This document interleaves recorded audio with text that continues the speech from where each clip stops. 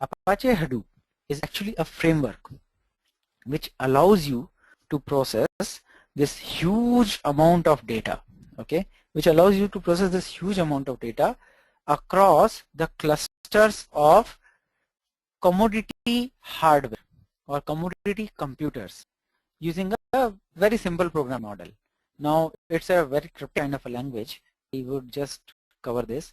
So it's a framework which allows you to process huge amount of data so that you can distribute your data across different machines. And these machines are not very high-end machines. They are commodity machines. What do you mean by commodity machines? We are just saying, let's say, take your laptop. So you can just create a cluster of 10 different laptops, and then you can start using your processing across these 10 different machines. So these are called the commodity computers or commodity hardware using a simple programming model. That programming model is called MapReduce, the basic programming model through which you can compute your or you can distribute your data across different machines and process it on all of them and bring the result back is called MapReduce. So that programming model is called MapReduce. But what exactly is Hadoop? Hadoop is a framework. Is this crystal clear to everybody? What is Hadoop? Hadoop is a framework. So at the end of the day, when we'll go out of this class, all of us should be on the same page that Hadoop is a framework. Right, guys? Here, the proper definition of Hadoop. So Shanmugh says commodity hardware means general simple hardware. Yes. Nishan says and storage as well. Yes. That's it. Okay. So there are some questions for which probably there can be only one word answer. I'm just giving yes or no. Okay. Shanmugh, Nishan, both of you. Great.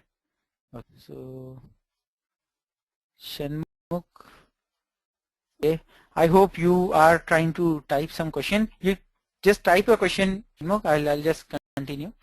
So now about Hadoop. So Hadoop is actually, it is open source. It's written in it's basically written in Java. So it's open source. Its source code is available, and basically you can do the scale out storage. Not only scale out, you can do the scale in as well. So scale out, scale in storage is available, and of course you can just do the distributed processing on this data.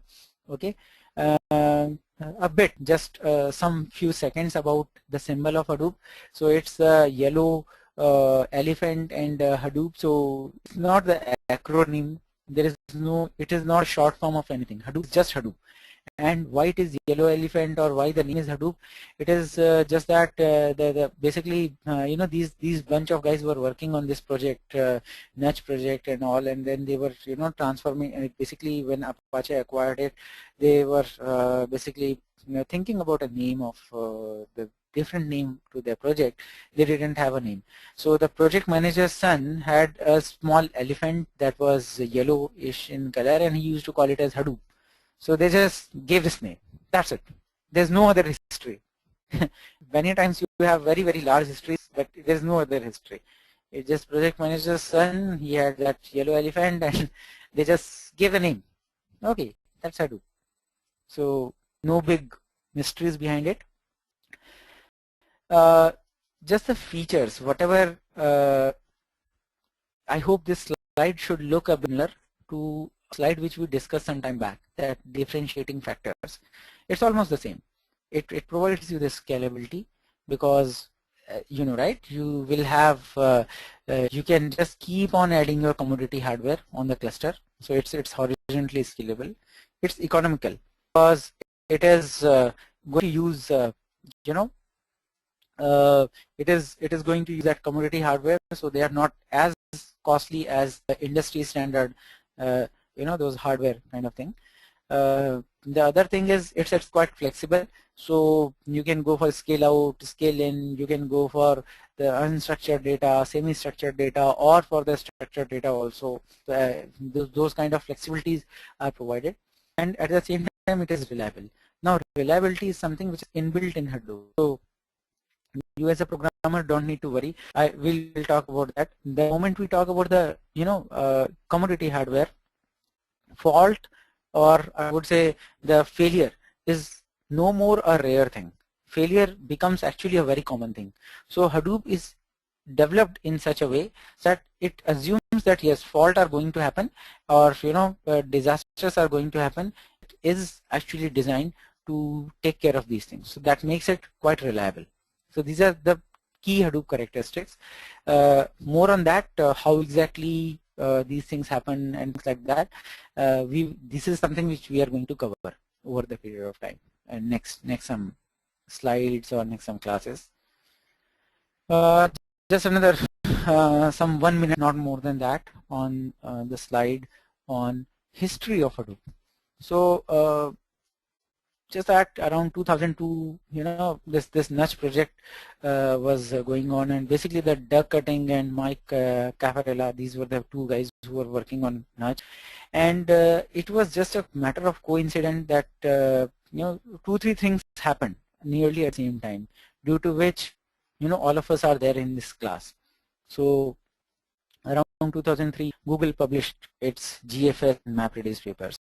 So Google was already using it internally. Around 2003, they just made this paradigm and their GFS architecture public. And then around 2000, at the same time, basically these guys, Doug Cutting and all, they started implementing the architecture and this new approach in Nudge. And around 2004, this shape reached. Around 2006, Yahoo actually hired Cutting, and then this Nudge transformation Hadoop, that really happened around 2006. 2007, New York Times was the first one which actually started using Hadoop. Was another thing. The basic or the another milestone which came was in 2008, when Yahoo actually did the sort of 1 terabyte of data in 3.5 minutes over 910 nodes. In 3.5 minutes, this particular sorry, and using completely common hardware. So this particular benchmark got beaten many times in the future. I mean, up to date. Okay, but the big thing was the number of nodes, 910 nodes within 3.5 minutes in 2008. I have been the part of one retail giant wherein they are using 950 nodes cluster, but they are using it in 2013. These guys did the very same thing in 2008 itself. That is something which is big difference. I saw some of you people who did the POCs on Hadoop. You might be doing it in 2 clusters, 2 nodes cluster, 5 nodes cluster, or 10 nodes cluster, versus you have to manage 950 nodes cluster. That has its own challenges, and these guys were able to do the very same thing in 2008. Big achievement. You won't believe that. You'll believe that when you'll start actually working on this. Okay, and so around 2009, basically Doug Cutting left Yahoo also and joined Cloudera. Now Cloudera has its own distribution of Hadoop, and also since Doug Cutting is there with him, so most of the new developments which are happening in Hadoop are actually coming from Cloudera. So that's the major reason due to which you are most of the times you would be seeing those Cloudera ads here and there. The main reason is Doug Cutting has actually joined them. That's just a brief history, nothing much. Okay. Now is the ecosystem. There were some queries, there were some questions. Some of them would be automatically answered here. Some of them would still be answered in the coming slides. Now we are getting into details, nits and grits of Hadoop. Just a sec. Okay. So when it comes to Hadoop ecosystem, there are 2 components. It's ecosystem. One is HDFS, that is called Hadoop Distributed File System, and it has what? Basically it is the storage layer wherein you store the data.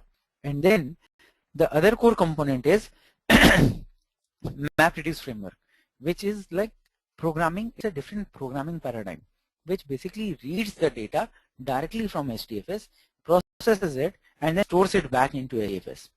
Okay, that's the, so these two, you can take any other component out of Hadoop ecosystem. You cannot take, you simply cannot take MapReduce and HDFS out of your Hadoop ecosystem. Without these two components, your Hadoop will not exist.